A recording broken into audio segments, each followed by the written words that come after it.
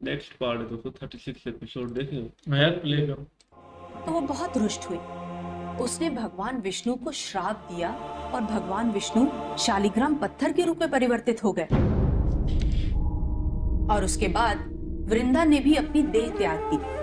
किंतु जब उन्होंने अपनी देह त्यागी तो उनमें से तुलसी का पौधा प्रकट हुआ। किंतु भगवान विष्णु ने वृंदा को वचन दिया कि अगले जन्म में वो उनसे विवाह अवश्य करेंगे। और भगवान ने अपना ये वचन पूरा किया, शालिग्राम के रूप में तुलसी देवी के साथ विवाह करके। अपने आप को भटकाने से तुम्हें कुछ प्राप्त नहीं होगा। इसीलिए भगवान विष्णु की पूजा तब तक पूरी नहीं होती जब तक तुलसी देवी की पूजा ना हो। कल सुबह हम तुलसी पूजन करेंगे। अदिति, ख्याति और रेवती, तुम सब तुलसी दल में। जी माँ। और सती और रोहिणी होंगे विष्णु दल से। ज्ञान देती रहती। ठीक है सती?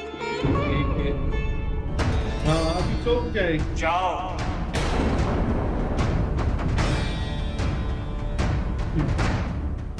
सती, तुम ठीक हो ना?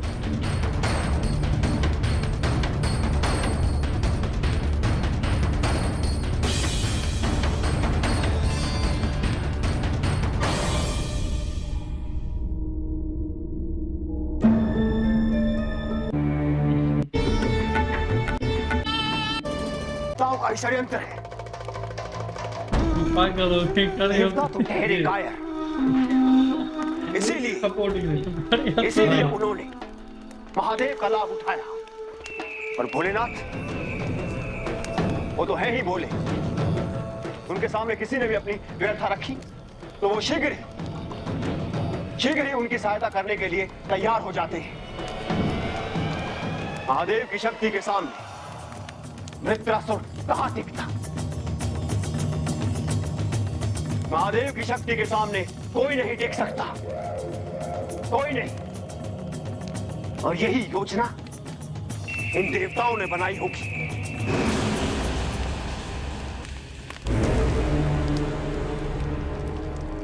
संकेत स्पष्ट है कि महादेव अब देवताओं की ओर हो चुके हैं।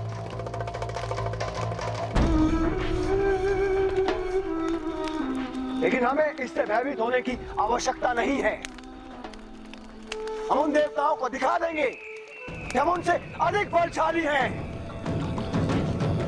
है कि नहीं? है। असुरों के भविष्य का दायित्व अब हमारे हाथों में है।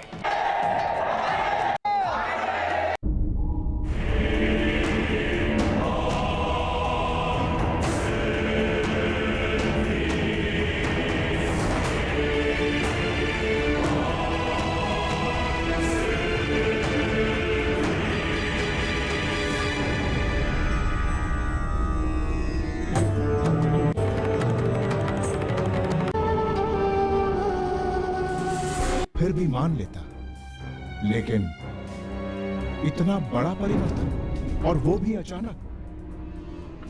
प्रजापति, आपने महादेव के स्वागत में इस स्थान को इतने सुंदर रूप से सुसज्जित करवाकर ये स्पष्ट कर दिया है कि महादेव का इस बैठक में कितना बड़ा महत्व है।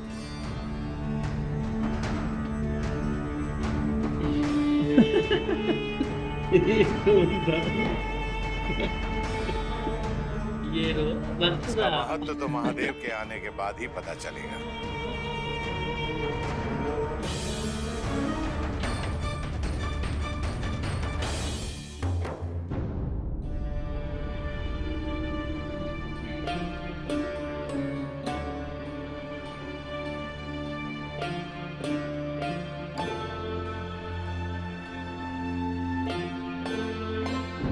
इस संयोग को कोई परिभाषा देना उचित नहीं है सर।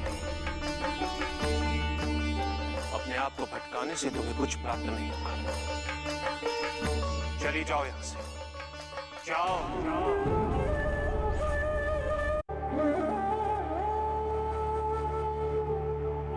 तू सोई नहीं अब तक?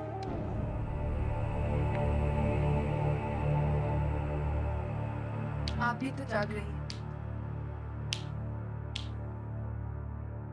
माँ ने कहा शालिग्राम की रात भर सेवा करनी है।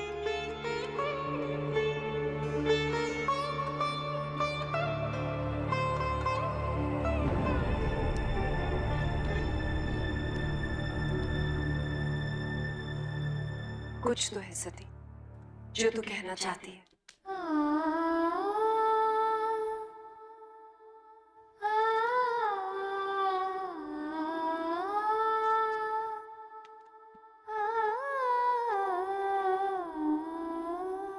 मैं उनसे दोबारा मिलूं।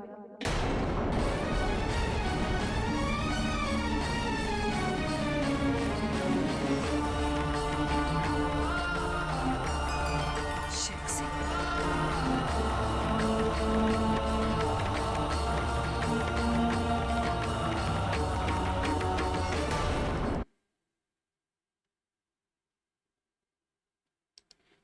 दोबारा तो मिली, लेकिन शिव जी ने भाई मना कर दिया है, ऐसा कुछ सोचो ही नहीं, ये तुम्हारे मन के जो ख्याल है ना इनको खत्म कर दो, कुछ हासिल नहीं होगा। तो वो तो शिव जी ने सही किया कि प्रजापति फिर बुरा मान जाएंगे ना, इसलिए। और जो असुर है भाई, वो एक उनका गुरु है, वो कहता है शिव जी भोले हैं, वो मिलके देवताओं के साथ, और उनकी शक्ति बड़ी है, और हम उनको ऐसे नहीं करने देंगे। हाँ यार, आज तो बड़ी ये सभा भी स्टार्ट होने वाली है, पर ये असुर भी बड़े तैयारी में बैठे हैं, बस शिव जी का आ रहे हैं भाई। और सती जी को भी शिव जी ने रोक दिया भाई, अभी ज्यादा सोचो नहीं आप। सती जी को तो रोक दिया, सही किया ना, शिव जी ने मना करके, भाई ये गलत फहमी में नहीं रहो, जाओ तुम आजाद हो। बाकी माँ जी वाली भी है ना, वो रोती रहती है ना, बस माँ जी भी बस ज्ञान देती रहती है ना, अपनी बेटी को कोई सुख एक को दिलाकर दूसरी को बस बोलती चंद्रमा के साथ जाओ। ना प्रजापति मुझे अच्छा लगता है, ना माँ जी, ना उनकी बहनें, ना सती जी भी मुझे अच्छी नहीं लगती है। शिव जी अच्छा है, सबसे बेस्ट। वो मना कर देता है, बोला जाओ बाबा तुम आजाद हो, ये सही है। शिव जी ने तो आज भाई सती को कहा, तुम मेरे पास आती क्यों हो, तुम क्या करती हो, तुम्हें क्या लाभ मिलेगा मुझसे। ये तो भाई जवाब है शिव जी के पास अभी भर अभी। कुछ भाई कुछ मिले तो फिर आए ना, मिलता ही नहीं है सती को, तो ये मधुर के भी ना आराम ही है। हाँ चलो, इतने नेक्स्ट